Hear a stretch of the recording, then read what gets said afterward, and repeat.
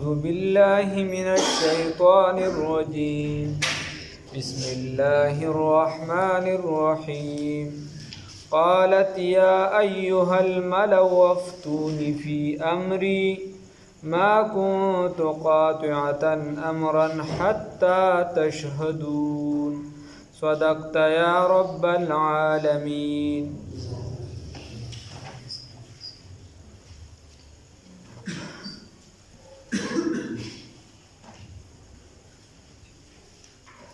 د حضرت سلیمان علیه السلام واقعه شروع. سلیمان علیه السلام هدهد له حت ورکو او ورته وی دا ته چې د کمې ملکې خبره کې چې په سبا کې ده هغې له دا خط وروړه او هغې ته یې وروغورځوه. بیا یو سایډ ته کښېنه چې د هغې سره د عمل دی څه کوي دغې ته ګوره او ورته صحیح ده. هدهد راغی او د ملکې په غېږه کې خط را وغورځو.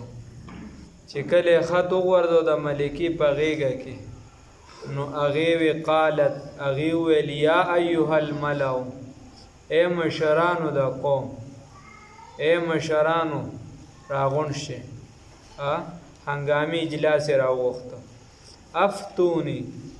مشوره راکې ماته صلاح راکې ماته فی امری په معامله زما کې ما کنتو نه یم زه قاطعة امرا قطعي فیصله کوونکي ما کنتو نه یم زه قاطعة قطعي امرا فیصله کوونکي زه یوه فیصله نه کوم حتی تر دې پورې تشهدون چې تاسو حاضر یې تاسو موجود یې نو زه یو فیصله وکم. قالو نو ای ورته وی وی خط کې دی ورته وی چې حد سلیمان علیه السلام د طرفه دی او دای پکې لیکلی دی چې په مقابله مرازه نو دی ورته وی قالو ویل دوی دی قوم والا نحن اولو قوت منګه صاحبان د قوت یو مضبوط قوت والا خلک یو. د دې چرچا ته چې دا نو دا ګیر چاپېره د افریقي ممالکو ته مو رسېدلی و دا مضبوط قوم او دې چې دا ګیر چاپېره علاقې رورو نیسلې او مضبوط حکومت نو قالو وویل دی نحنو موږ چې د اولو قوت صاحبان د مضبوط قوت یو و اولو بأس شدید او صاحبان د مضبوطې جګړې یعنی او موږ مضبوطه جګړه کوونکي یو. والامر الیکی سره د دې اوس حکم چې دی هغه تا ته دی فانظوري بس وګوره ماذا تامرون چې څه فیصله ته کوي چې ستا څه خوښی ته زموږ مشری پتا به بس ستا په نیت هم نیت دی نو بس تا چې څه فیصله وکړله موږ ته هغه منظوره ده خو موږ ورې قوت والا یو. مطلب دا دی چې د خبرو کې دا ورته وي چې جګړه کول غواړو ورسره دا هوښیارتوب وکړو چې هر یو د خپلې اوږې نه هغه بار سپک کړو چې جګړه کې مثال په طور که سبا موږ په شار وتمبیږو موږ مغلوبه شو هغې غالب شي نو چې سبا ملک داوی مشر داوی چې دا خبره په ما رانه شي چې تا مشوره راکړې وه چې څه وکړو جګړه کوو دی بل مشوره راکړې چې جګړه کوو نو ورته وایي چې حکم ستا دی ستا خوښه نو هغه مو هوښیاره وه هغې ورته ووایي قالت نو ویل هغې ان الملوک یقینا دا بادشاهیان چې دی اذا په هغه وخت کې دخلو قریه تاسو خو وایئ موږ مضبوط یو موږ مقابله کولی شو خو د بادشاهیانو دا طریقه ده په هغه وخت کې چې دی داخل شي قریه یوې قریې ته یو کلي ته علاقې ته نو افسدوها اونړوي هغې لره په جګړه چې راشي نو هغه اونړوي وجعلوا اعزة اهلها اذله او وګرځوي هغه عزتمن استوګن د دې ذلت والا چې څوک عزتمن خلک وي هغه ذلت والا وګرځوي و نو بیا ورته وکذالک یفعلون هم دکه شان کوي. مطلب دا دی که تاسو د مقابلې خبره کوئ نو کا در باندې غالب شو نو بیا خو به طریقه داسي بیا ورته نه وره په بل اړخ راځم و انی او یقینا زه مرسلة لیږونکي الیهم د سلیمان علیه السلام دوی طرف ته لیږونکي بهدیة تخفو لره هدیو لره فناظرة نو هدیو باره کې دا مسله ده. رسول الله صلی الله علیه وسلم فرمای د حدیث مفهوم دی، وی تاسو یو بل له تحفې تحائف دا ورکوي ځکه چې په دې سره مینه محبت ته سیوا کیږي. او اس بیسا بیا اوس دې کې برام شي دغه مسله ګوره ورته خیر دی. بهدیت زلیګون کم دی لره هدیه لره تحفې لره فناظرة نو بس انتظار کوو بما یرجعو چې پس شي سره واپسی کوي یا پس جواب سره واپسی کوي المرسلون د لیږلی شوي چې زه ولله کومه تحفه ولیږم څه ګفټ ورولېږم نو تاسو انتظار بیا کوو چې وایي د هغې طرفه د هغې سره د عمل راځي جواب څه راځي. سلیمان علیه السلام یې څه جواب کوي نو کتابونه لیکي د تاریخ چې بلا چې دې سره کومې ښکلې وینځې وې غلامان ورسره هغې نه یې راغونډولو کړه داسې مختلف قیمتي څیزونه یې کړه ځکه بادشاه وه د هغې مطابق و بیا یې لېږلم داسې یو بادشاه له هغې له مختلف مضبوط داسې تخایف وکتل هغې ورولېږل. اوس فلما جاء هر کله چې راله سلیمان علیه السلام ته غلامانو سره وغیره سره غار سره ورسېده قال دا خو نه وه دا خو هلته کې وه هغې رولېږل تحفه یې رولېږله. قال نو سلیمان علیه السلام ورته ووي اتمدونني آیا تاسو امداد کوئ ما سره بمالن په مال سره تاسو امداد کوئ ما ته په مال سره. نو اوس دې ځای کې ګوره ورته وایي فما اتانی الله هغه چې راکړي دي الله رب العزت ما ته خیر غوره دي مما د هغه څه نه آتاکم چې درکړي دي تاسو ته بل انتم بلکې تاسو بهدیتکم په خپل هدیې باندې تحفې باندې تفرحون خوشحالي کوونکې یا لویي کوونکې. اوس ګوره تحفې ولا قبوله نه کړله ورته وایي تاسو له چې خدای څه درکړي د دې نه خو ما سره زیات دي او ما له بهتر خدای پاک راکړي دي ما له هم خدای راکړي تاسو له هم ما له د دې نه بهتر او غوره راکړي دي او بیا تاسو په دې خپلو تحفو باندې فخر کوئ لویي کوئ. نو ګوره چې شرعي عذر نه که شرعي عذر وي ګوره رسول الله صلی الله علیه وسلم د کافر تحفې قبولې کړي دي بلکې کافر له ورکړي هم دي او صحابه هو ورکړي دي باقاعده کافرانو لره چې هغې به اسلام طرف ته مایل شي وغیره نور هم خبرې شته. او بیا دکه شان چې دی د رسول الله صلی الله علیه وسلم د هر چا نه تحفه قبوله کړه دا اگر که د خلکو په نظر کې خلک ورته معمولي ولې نه وایي هغې قبوله کړې ده. که شرعي عذر وي تا د پکې شرعي څه وجه نو بیا لکه مثال به طور دلته هم تا له څوک تحفه تا ته پته ده چې د ده په مال کې د رتې برابر حلال نشته د سره حرام دي ټول چورلټ یا دغه دی د چا نه په ظلم واغشتو تا لی درکوي اگر چې تملیک د ملک سره احکام بدلیږي خو بیا هم که ته ته باب التقوا کې ګرځې نو بهتره دا ده چې وای نه خوري. یوه خبره بیا بله خبره دا ده مثال په طور تا ته پته ده چې دی ته په یو داسې څوکۍ باندې ناست دی چې تا له یو کس تحفه راوړي نو تا ته پته چې بهی سبا به د ماله کار راځي یا یو څه بل څه نو دا دې مال د هغې د وجې راوړي تا ته پکې څه شرعي عذر ښکاري بیا یې ته نه قبلې خبره صحیح خبره. او بلکې د قضا خو ډېر څه احکامات دي د بعضې څیزونو د قضا او د مشرع وغیره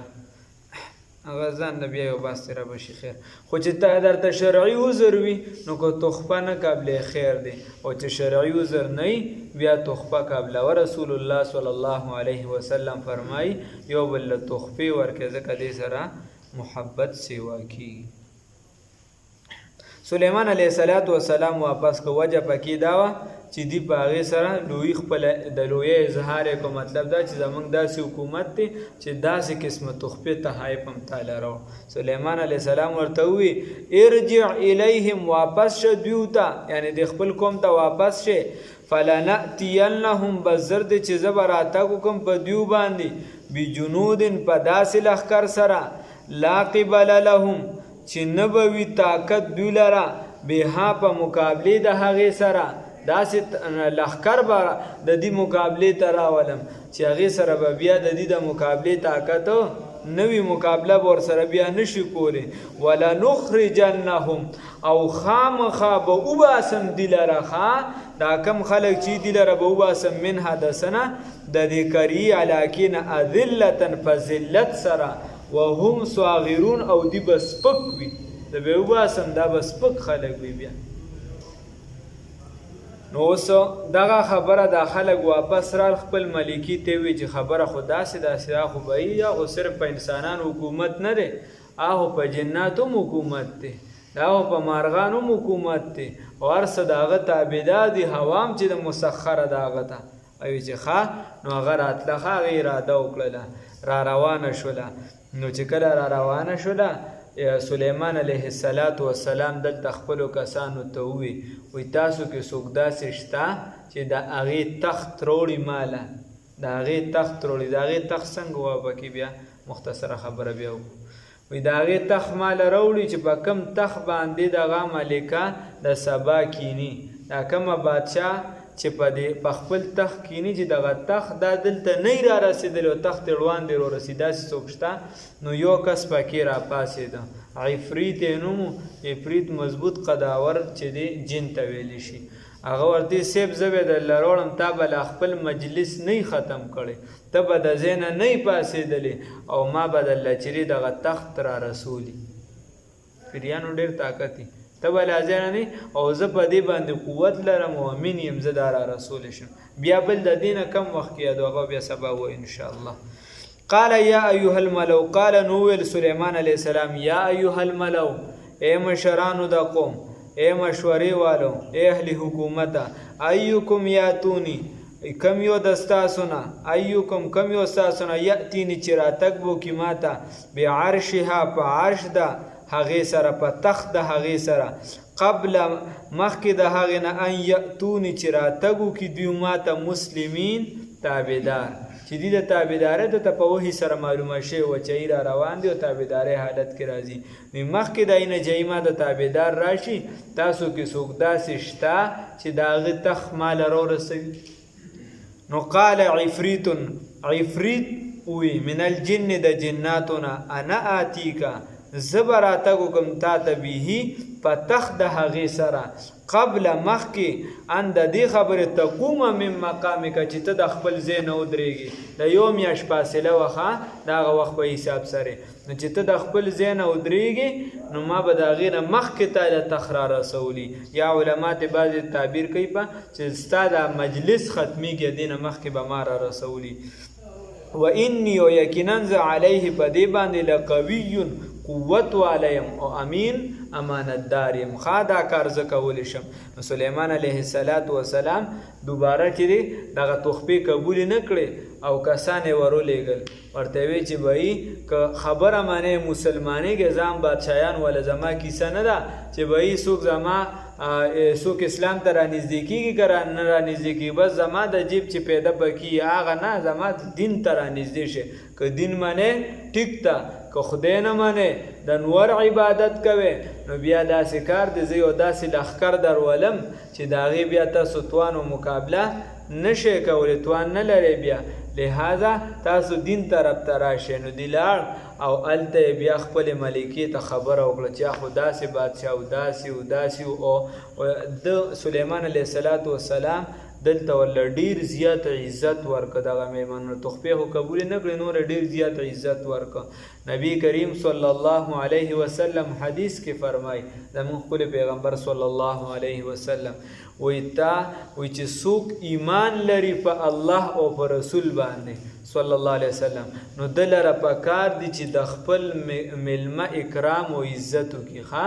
د لره پکار دي چې د خپل میلمه اکرام او عزت وکړي او موږ چې اکثر جګړې جوړو نو د میلمه په مخ کې جوړو چې وایي چې ښه راجمع شو نو چې جګړه وکړو نو وی الله دې معافي وکړي بیا حدیث کې ګوره طریقه هم خو ښکلې ښودلی شوې ده ښه په لومبۍ ورځ ورله وي ښه خاص طعامونه تیار کړه چې ستا څومره وس کېږي د ځان نه سوا نه چې ستا څومره وس کېږي ښه خاص طعامونه ورله تیار کړه په دویم او دریم ورله د میلمستیا مطابق کار وکړه د عام د دغې نه لږ کمزوري خو د میلمستیا مطابق وکړه د میلمتوب حق یې ادا کړه او د درېیمو ورځو نه پس دی بیا هغه د ډېره نه چې به ډېر ښه خوراک دی راځه پرېوځه ورته کور به څه کې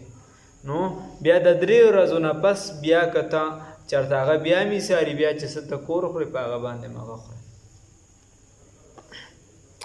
نو دغه خبره وه. سلیمان علیه السلام چې د په حکومت کې یا د په ژوند کې مختلف ناشنا واقعات راغلي، لکه یو پیره د اسرائیل علیه السلام ورسره و. اسرائیل علیه السلام چې دی دته تپوس وکړو، وایي دا ته څنګه روحونه هلې د خلکو نه، یو خو چې دی په هندوستان کې، یو په پلانکي ځای کې، یو په پلانکي ځای کې ته تی روح والې. هندوستان ډېر تاریخي ښار دی زوړ، نو ته خو دی نه څنګه روح هلې؟ هغه ورته چې دا خو ماته داسې دي لکه په یو لوښي کې چې د انار دانې پرته وي، چې کومه ترې رالم دې ځای نه راوچته کوم، دې ځای نه ډکه شان روحونه، دا ماته اړو څه مسله نه ده، راښکم د خلکو نه که په هر ځای کې وي، دا ماته څه مسله نه ده. خو ده به دا خبرې کولې او په دې خبرو کې به یو کس ته بار کتل، بار به یې کتل. بیا اسرائیل علیه السلام لاړه، چې کله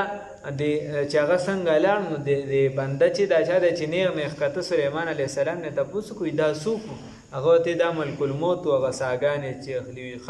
وایي ده خو ما ته داسې نیغ ښکتل زمانه جوړ سالي. وایي ته د هوا ته حکم وکړه چې ما په تخت باندې وړي هندوستان ته، چې زه هندوستان ته لاړ شم، زه یریږم یره را باندې غالبا، نو د نر زوی مرګ نه تښتېده.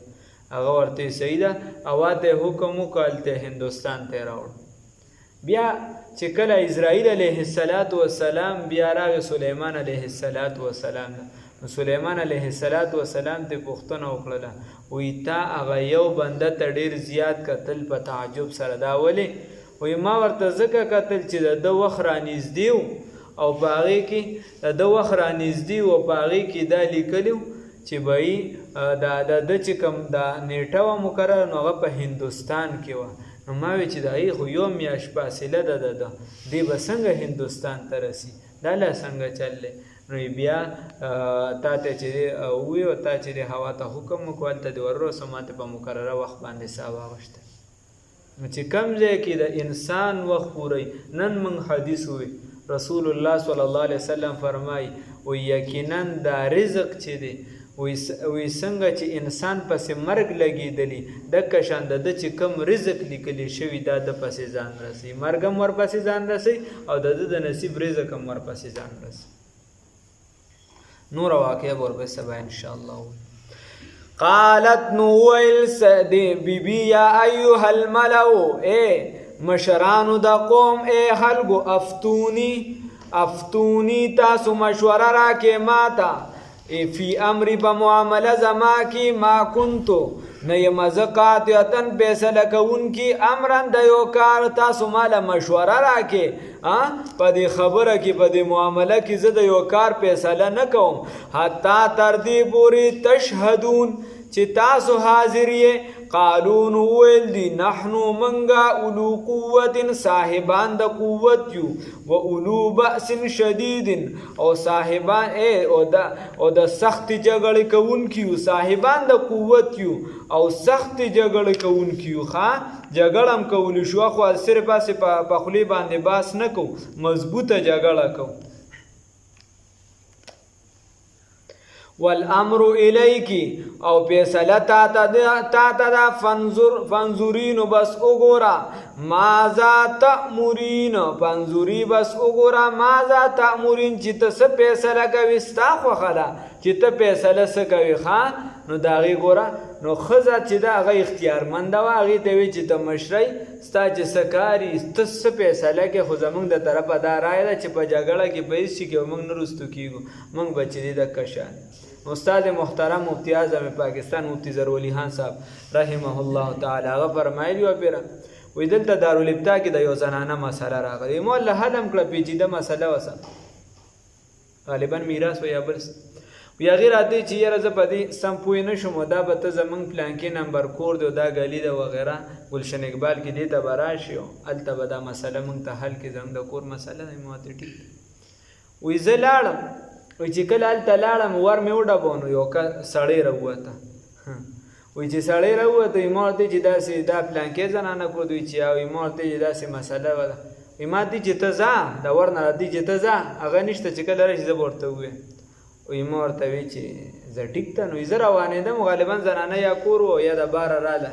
وایي څنګه راله؟ وایي راتلو سره سړي نه یو دوه پړکه وباسه. ورته وایي چې مېلمنو سره څوک داسې خبرې کوي، ورته چې شابه چې پخه که ورشه وی هغه لاړ هغه چې پخولی بیا ما ورته مسله حل کړه یا مسله مې چې حل کړه نو ما ورته چې په کور کې یوازې اوسېږي څه خاوند بچي مچي دې نشته وی ما ته چې دا مې خاوند دی که نه ما یې تا خنر ساتلی دی نو بس د دې هغه مشره وه هغې ته وې ستا خوښه ده قالت نو وویل دي ان الملوکا یقینا بادشاهیان چې د خدا هوښیاره وه اذا په هغه وخت کې دخلو چې داخل شي قریتن یو قریې لره افسدوها نو ونړوي دغې حاریې لره وجعلو نو د دې وجې ګوره حدیث کې راځي د عافیت زندگی غواړه دا مه غواړه چې پلانکي را باندې حمله وکړي نو زه به ورسره دا چلو کړم زه به چې دی په پلانکي ځای خپله جنډه ودروم زه به چې دی نو پلانکې فلم والا راولم یو خدای شته که نه هغه راولي او خپله به په فلم کې لاوشي خپله به م ورسره هلته کېناستې دغه به یې نه لیدلی کېدی چې نږدې نه وي بیا به هلته ناستې نو خبره داسې ده د چرته به احادیثو کې رسول الله صلی الله علیه وسلم فرمایي د عافیت زندگی غواړئ او مرګ د شهادت غواړئ بس اسانه خبره قالت نو وی ویل ان الملوک یقینا دا بادشاهیان چې دي اذا په هغه وخت کې دخلو چې داخل شي قاری ګوره ابو سفیان لا ایمان نه وروړی بیا خو ایمان نه وروړ رضی الله تعالی عنه چې کله دې هرقل تپوس کوي وی رسول الله صلی الله علیه وسلم سره هم جنګونه شوي دي او صاحب شروع شوي دي وی څه معامله ده وی کله هغه ګټي او کله موږ ګټي رسول الله صلی الله علیه وسلم ورته یادوي وی کله هغه ګټي او کله موږ ګټو نو د دې زمانې مسلمان هغه به ټیک ته ایمان باندې به مضبوطي ایمان به وي د کافر نه ډېر ښه دی خدا سي مسلمانان پکې دي کنه میر جعفر یو څه بس خو پکې پیدا کی پیسې ته د ټینګې نه 1857 هغه کیسه لا خویره نه ده دا ټولې کیسې پکې نو د دشمن ته به اس بیسه چې دی مخامخ کېده دا نه غواړي د الله نه به د عافیت زندگی غواړي او چې کله در باندې راشي نو بیا به استقامت په میدان کې غواړي بیا د میدان جهاد نه تښتېدل دا ګناه ده سخته الله دې دغه نو ساتي قالت نو ویل دی ان الملوک یقینا بادشاهیان اذا په هغه وخت کې دخلوا قرية چې داخل شي قرية د افسدوها نو نړوي دغې لره وجعلوا ګرځوي اعزة اهلها هغه عزتمن استوګن او اهل د دي هغه کم چې عزتمن خلک وي ځکه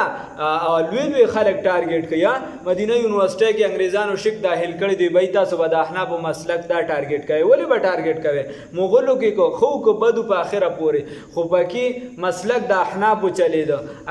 خلافت عثمانیه کا اخره پورې خو کو بدو کا کمزوري شوی هم پکې مسلک ټول ای ته پته را چې کم ځای به یې موږ سیده غشتري مقابله هم کړې د هغه احنافو سره راغلی ده نو لهذا دا ټارګېټ کا نو هغه کس هغه دشمن چې مضبوط کسی په کوم علاقه کې چې په کم ځای باندې سو قبضه وکړي هغه به ځان ته کمزوري کوي لازمي نو ورته وایي وجعلوا اعزة اهلها او ګرځوي عزتمن اهل د دې اذلة ذلیله وکذالک الله دې وساتي وکذالک هم دکشان یفعلون کوي هم دکشان کار کوي و انی او یقینا ذو مرسلتون لګون کیم الیهم دی سلیمان علیه السلام ته بهدیه تخبیلرا فناظرتون بس انتظار کو بما یرجع المرسلون چې پس جواب سره واپسی کوي د لګلی شوی چې پس جواب سره واپسی کوي دا غلیګل شوی تخبی فلما بصر کله چراغ للدی نو دا ملکه پکې نه وخا دا لخر یو سبل سودا یو سبل سی چرولېګل فلما بصر کله جا چراته یو کو سليمان علیه السلام تا قال نو ول دی سليمان علیه السلام تمدوننی آیا تاسو امداد کوي زما سره بمالین په مال سره فما بسغه آتانی الله چې راکړي دی الله رب العزت ماته خیر غره دی مما ده هغه سناتا کوم چې درکړي تاسو دا بل انتم بلکې تاسو بهدیتکم پس په تخفی تاسو تفرحون خوشحالی کوي تاسو په خپل تخفی خوشحالی کوي او په خپل تخفی تکبر کوي ارجع الیهم بس واپس شه دیوتا د خپل قام ته فلناتینهم زرد چې زبراته کوم په دیو باندې بجنودن پدا سلخر سره لا قبل لهم چې نبوي توان د دوی د بارا لهم د دوی د بارا به د مقابله د هغو سره بجنودن پدا سلخر سره لا قبل لهم چې نبوي طاقت د دوی لرا به د مقابله د هغو ولا نخرجنهم او خامخا بوباسم دوی لرا منها دغه علاکینا ذلتن په ذلت سره وهم صاغرون او دی بس پکوي نو چې څوک کفر کوي نو بس دغه ویلی نو الله دې وساتي قال اویل دی سلیمان علیه السلام بیا ورته پته ولګی چې هغې راځي یا ایها الملو ای مشرانو ای د مشورې والو ایکم یقینا تاسو کې کم یو په تاسو کې یأتیني چې راوبړي ما ته بعرشها په تخت د دغې ملکې سره قبل مخکې ان د دې خبرې یأتوني چې دي راشي ما ته مسلمین تابعداري کوونکي قال نو ویل عفریت وی من الجن د جناتنا انا یقینا ز آتیک راتک بوکم تا ته به په دغه تخت سره دغه تخت بدل راوړم قبل مخکې ان د دې خبرې تقوم چې ته ودرېږي من مقامک د خپل زینا و انی یقینا ز علیه په دې باندې دی راوړلو باندې قوی مضبوط یم امین امانتدار یم الله رب العزت موږ ته طاقت او امانتداري را نصیب کړي